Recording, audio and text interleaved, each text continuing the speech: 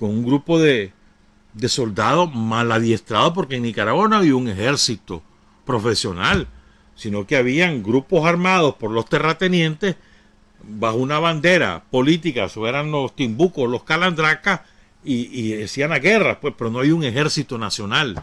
No había, por lo tanto, entrenamiento, ni formación, ni armamento profesional, lo que podían de contrabando.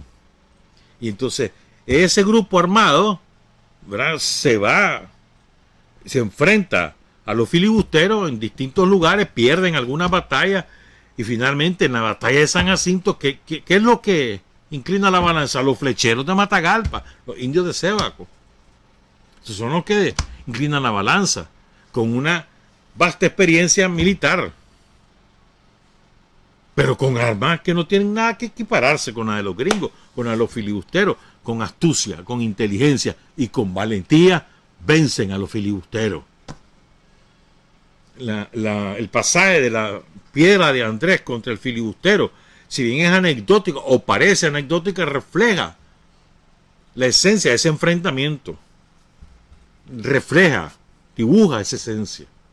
Pero después te vas y seguís, vos podés seguir en esto a lo largo de la historia. Benjamín Celedón se lanza contra los yanquis a sabiendas que él no tiene una gran cantidad de hombres armados, y a sabiendas que los yanquis tienen mejores armas y mayor cantidad de individuos. A sabiendas, él sabe que es inferior, pero él dice el nombre, y eso está escrito, no estamos inventando. Lean el testamento de Benjamín Celedón, la carta a su esposa. Léanlo, y ahí lo dice. Entonces, él sabe que va a morir en el combate, pero no se deja vencer, no se rinde, rechaza la rendición y se va al combate.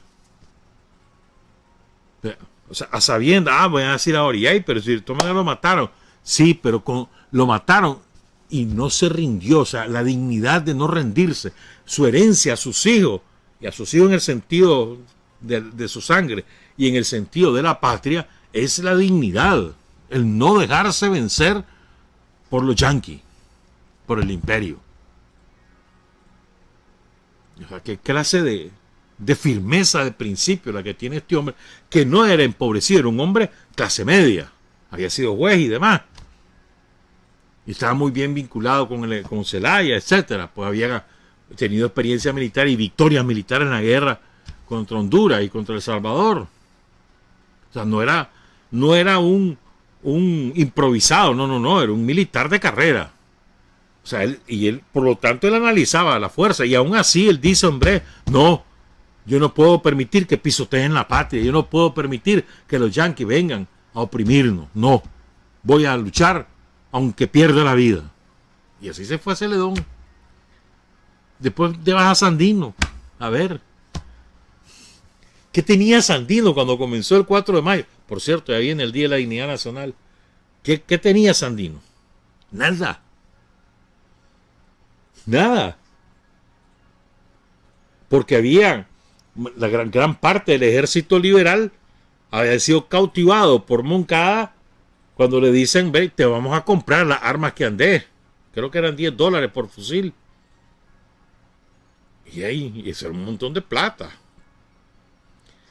Y la mayoría además estaba cansada de la guerra, después de meses guerreando y andando por esos parajes en condiciones muy difíciles, sacados de su familia, que no veían a su familia durante meses, y la mayoría decide irse. Entonces Sandino lo convoca. ¿Cuántos van con él? 29. Si eso no es cuento, ahí está la carta fundacional del Ejército Defensor de la Soberanía Nacional con 29 hombres. Se va a Sandino. Pero además no es que 29 hombres con fusiles de francotiradores como los francotiradores que tenían los somocitas, que son los que mataron a los muchachos de Estelí, por ejemplo. No era con esos fusiles. No. Era con fusiles recuperados a los marinos, o de esos viejos fusiles del siglo XIX. Cualquier chochada vieja que van, pero armados de valor. Otra desventaja de Sandino, todas sus tropas eran analfabetas. Y con ellos se va. Más aún, llega su papa a decirle, rendiste, Augusto. Los gringos dicen esto, esto y esto. Llega su papa y le dice que no. Ya para ese momento ya tiene más organizada su tropa. Cuando muchos saben que Sandino se enmontañó, hay muchos que se van y se incorporan al ejército de Sandino y empieza la guerra. Mucha gente. Pero al principio son 29 y Sandino sabe que se va a enfrentar no solamente a los yanquis, sino también a los traidores, a los vendepatria.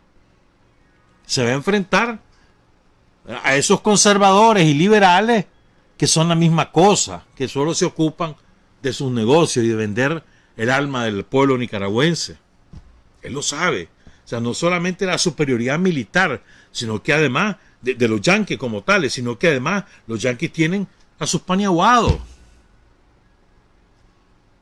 Y así se va Sandino y los vence, los derrota. Con ese ejército de campesinos descalzos, la mayor parte analfabetos, muchos de ellos aprendieron a leer y escribir en el ejército de Sandino. ¿Y cómo los vence? Con astucia, con inteligencia, pero los vence. Sandino no los venció porque tenía mejores armas que los yanquis, nunca las tuvo. No tenía aviación los yanquis, ¿no se acuerdan los bombardeos de los yanquis que comenzaron en Chinandega, en la guerra libero-conservadora, y después lo hacen en Ocotal, lo hacen en el Chipote, lo hacen en tantos lugares? ¿No se acuerdan? Fuerza aérea. Y ensayando los gringos en Nicaragua lo que después ellos aplicaron en la Segunda Guerra Mundial. Y Sandino no se deja vencer, no se rinde, ahí siguió hasta que los venció. A Sandino lo tuvieron que matar para poderlo reducir. Además, le tienden una celada, una emboscada como traidora y lo asesinan. Pero Sandino en una inferioridad infinita se lanza al combate con principios sólidos, con convicción, y aplica la astucia, la inteligencia para vencer a los yanquis. No se olviden esto. O sea, su convicción, sus principios, la astucia y la inteligencia, eso es lo que aplica. ¿Verdad? Después vienen los 45 años de la dictadura. Pero es que ahí hay montones de intentos, compañeros y compañeras, de nicaragüenses que saben que se están enfrentando a la peor dictadura de Centroamérica, a la mejor armada, a la más sanguinaria y a la de mayor respaldo yanqui. Lo saben y se enfrentan. Y no hay un ejemplo, hay montones de ejemplos. Desde la rebelión de los estudiantes en 1944, si mal no recuerdo, aquí en Managua, aquí estaba la universidad y por eso la cierran, por la rebelión de los estudiantes universitarios contra la reelección de Somoza y la reforma de la Constitución. Entonces, Somoza no la pudo controlar, cerró la universidad y la mandó a León para dejar de tener problemas. Por eso es que León tuvo la universidad, solo en León había universidad durante muchos años, muchísimos años, más de 20 años. Hasta que aquí viene Somoza y funda la UCA. Somoza, con uno de sus parientes, le regala a los jesuitas un terreno a León Palé para que haga una universidad, y Somoza la permite porque está bajo control.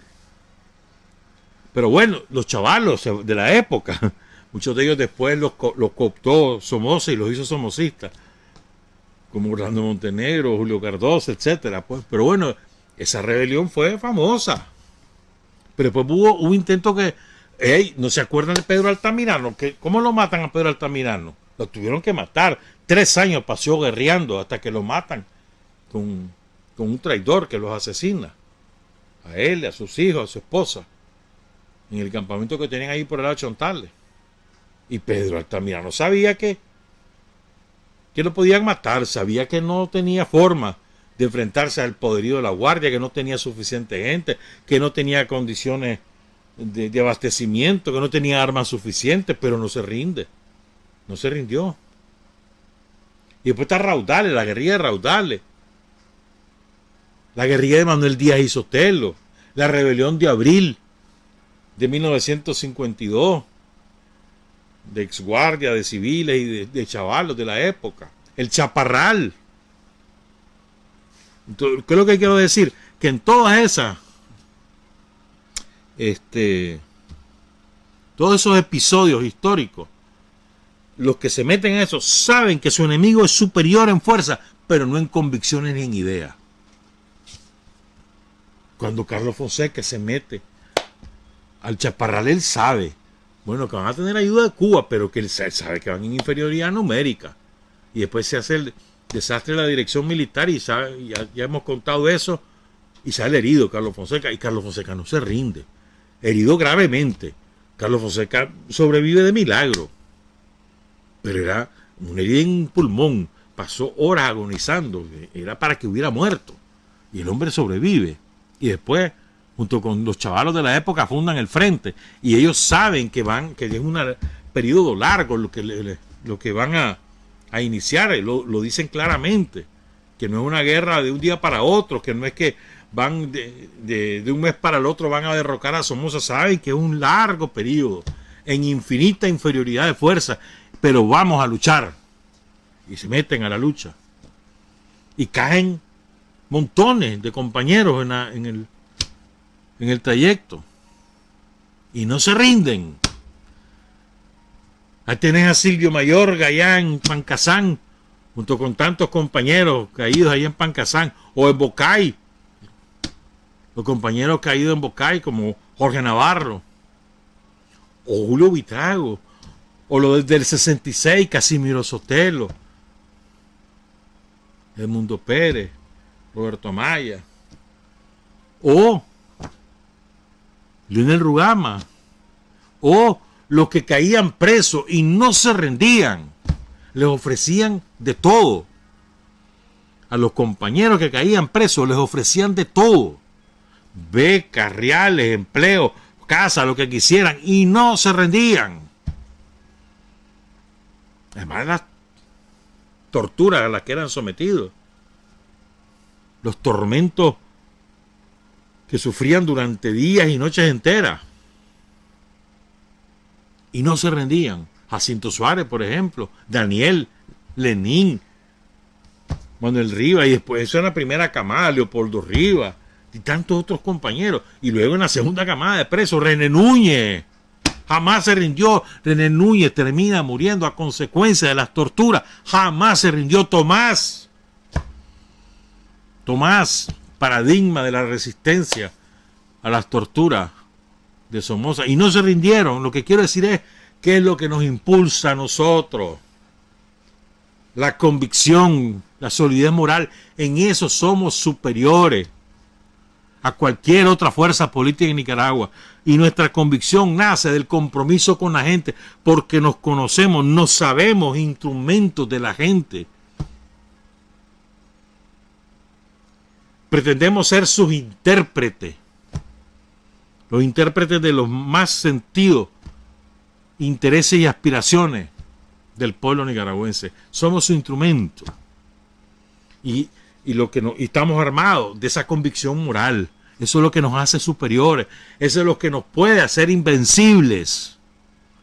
La fortaleza moral, la convicción, esa forja de ese temple de acero que a lo largo de 60 años ha logrado producir dirigentes de la talla, no solo nuestros fundadores, sino Daniel, el Zorro, y tantísimos otros compañeros y compañeras caídos a lo largo de todos estos años. Arlen Siu, Claudia Chamorro, Luis Amanda Espinosa, Enrique Lorente, Julio Buitrago. Y es que una playa de Carlos Agüero, René Tejada. ¿Ah? Entonces, todos ellos podían perfectamente decir, hombre, ya me cansé, ya me voy. Ahí está tu chunche. Ahí nos vemos, voy a ir a estudiar, voy a ir a trabajar, voy a ir a ver a mis hijos. Cualquiera de ellos. Nunca lo hicieron por convicción, por compromiso. Entonces, esa fortaleza moral es la que los hizo vencedores y por la que son vencedores. Entonces, por eso que nosotros decimos siempre el ejemplo de los héroes y mártires. ¿Cuál es el ejemplo? Que su fortaleza era de tal proporción, de tal magnitud, que lo llevó a enfrentar su vida antes que rendirse. Es muy fácil a veces leer, ¿no? Y decir, bueno, y soportó las torturas. Hermanito, por Dios, soportó las torturas. A ver, ¿de qué estamos hablando? No solo la golpiza, sino el tipo de golpiza y la ubicación de los golpes. Destrucción de los genitales, por ejemplo. Que te quiebran todas las costillas y aquel dolor que no puedes ni respirar. Que te penetra, que te hiere los pulmones.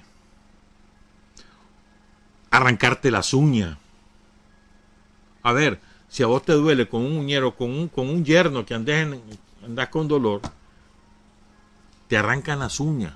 O aquellos compañeros que le arrancaron la piel, quedaron vivos, y le echaron sal y le echaron vinagre para que sufrieran más dolor. Y no se rindieron. O sea, ubiquémonos en todo lo que ha ocurrido, pues. Entonces, y eso es lo que nos fortalece, esos ejemplos. Y no es que nosotros nos va a pasar eso ahora, no. Pero eso te fortalece porque vos decís, chocho, hermano, si esos estaban en esas condiciones y aún así no se rindieron, cuando menos yo me voy a rendir, que ahora estoy en paz, que tengo que en mi partido es el gobierno, que el pueblo de Nicaragua está gobernando y que está viviendo mejor. ¿Cómo me voy a rendir yo ahora? Solo porque están los yanquis ahí. No, hombre. Si ya los hemos vencido. ¿Y no te acordás de la guerra que nos hicieron en los años 80? ¿Ah?